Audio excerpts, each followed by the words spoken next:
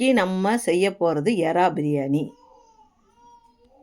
பொருட்கள்: வெங்காயம், தக்காளி, அதுக்கப்புறம் பச்சை மிளகாய், கறிவேப்பிலை, கொத்தமல்லி, புதினா, அப்புறம் எறா 1/4 கிலோ. அது முதல்ல வாணலியில் வச்சு முதல்ல ஸ்டவ் பற்ற வச்சுக்கிறேன்.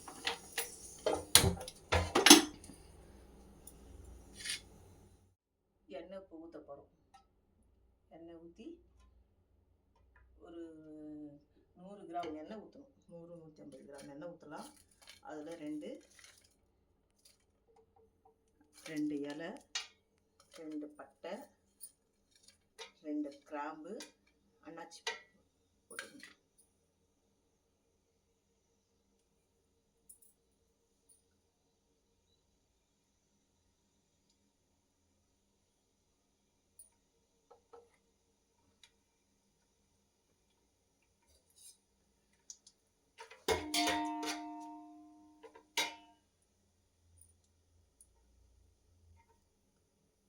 இப்போ 6 மீடியம் சைஸ் வெங்காயம், ஒரு 6 சைஸ் வெங்காயம்.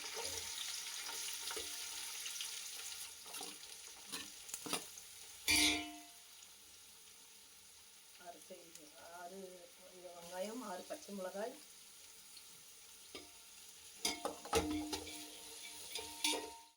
இது இப்போ நான் செய்யறது வந்து 6 பேர் சாப்பிடலாம். அந்த மாதிரி அளவுக்கு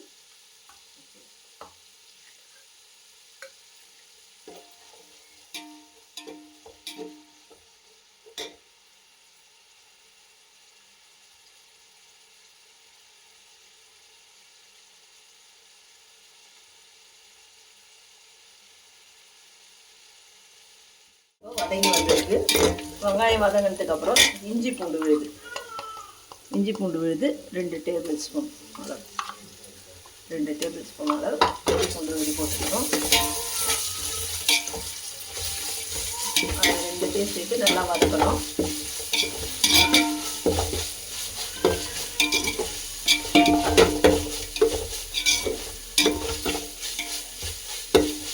அடுத்தது நம்ம தக்காளி போட போகிறோம்.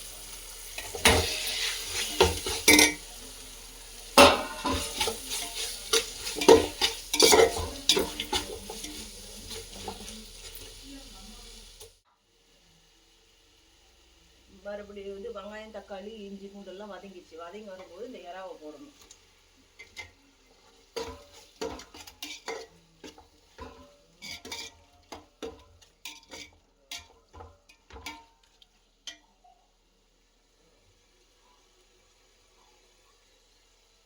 அதுக்கப்புறம் மஞ்சத்தூள் கொஞ்சம் 1/4 ஸ்பூனு மஞ்சத்தூள், கரம் மசாலா. நான் அப்போ முன்னாடியே சொல்லிட்டேன், தேவையான அளவு கரம் மசாலா அவங்க சாப்பிட்றது தேவையான அளவு உப்பு. அந்த எறா மட்டும் எறாவுக்கு மட்டும் உப்பு. அதில் அப்போ தான் அதில் காரம் சேர்க்க முடியும். அதில் ஒரு ஸ்பூன் காஷ்மீர் மிளகாத்தூள்.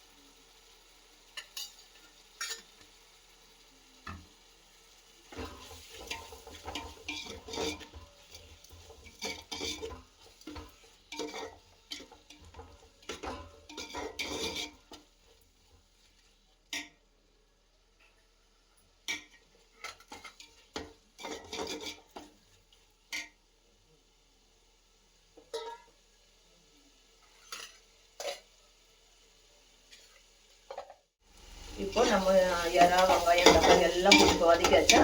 அதுக்கப்புறமா புதினா, கொத்தமல்லி, கறிவேப்பிலை எல்லாம் வந்து போட்டு அதையும் வந்து வதக்கி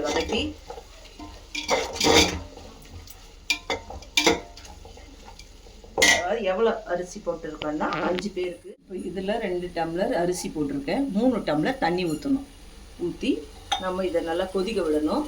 கொதிச்சதுக்கப்புறம் இப்போ தண்ணி ஊற்றுறேன் நான்.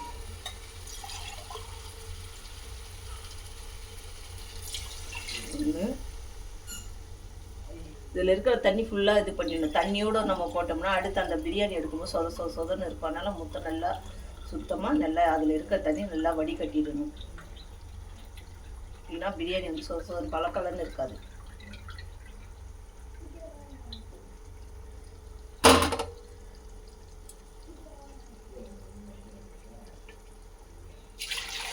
டம்ளர்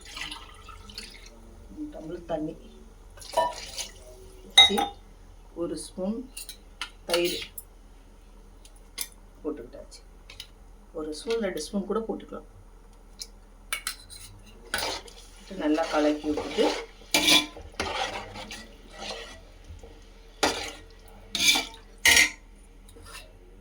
தட்டு போட்டு கொஞ்ச நேரம் தண்ணி கொதிக்கும். இப்போ கொதிக்குது நல்லா தண்ணி. நம்ம எடுத்துட்டு தட்டை எடுத்துட்டு தண்ணி வந்து எப்படி மசாலாலாம் கரெக்டாக இருக்கா, உப்பு காரம்லாம் கரெக்டாக இருக்கான்னு ஒரு தடவை செக் பண்ணிக்கணும். ஒரு தடவை செக் பண்ணின்னு பத்தாத இதுக்கு உப்பு போட்டுக்கலாம். உப்பு காரம் போட்டுக்கலாம் தேவையான. இது நான் கரெக்டாக தான் இப்போ போட்டிருக்கேன். அந்த எறாவுக்கு மட்டும் ஃபஸ்ட்டு உப்பு போட்டிருந்தேன். இப்போ வந்து இந்த ரைஸுக்கும் சேர்த்து வந்து இப்போது உப்பு போட்டு இப்போ அடுத்து தண்ணி கொதிச்சோம்னா அரிசியை போட்டுக்கலாம். அரிசி போட்டு நல்லா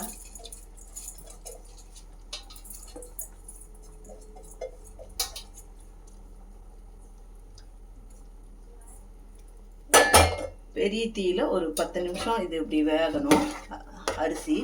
அதுக்கப்புறம் சின்ன தீயை வச்சு ஒரு 10 நிமிஷம் வேக வைக்கணும். இப்போ முடியும். இந்த பிரியாணி இப்போ வெந்துடுச்சு. வெந்துட்டு இப்போ நல்லா பிரியாணி இது பதத்துக்கு வந்துடுச்சு. எல்லாமே நல்லா முடிஞ்சிடுச்சு. அதுக்கப்புறம் கமகமன் வாசனை எறா பிரியாணி ரெடி. போடலாமா?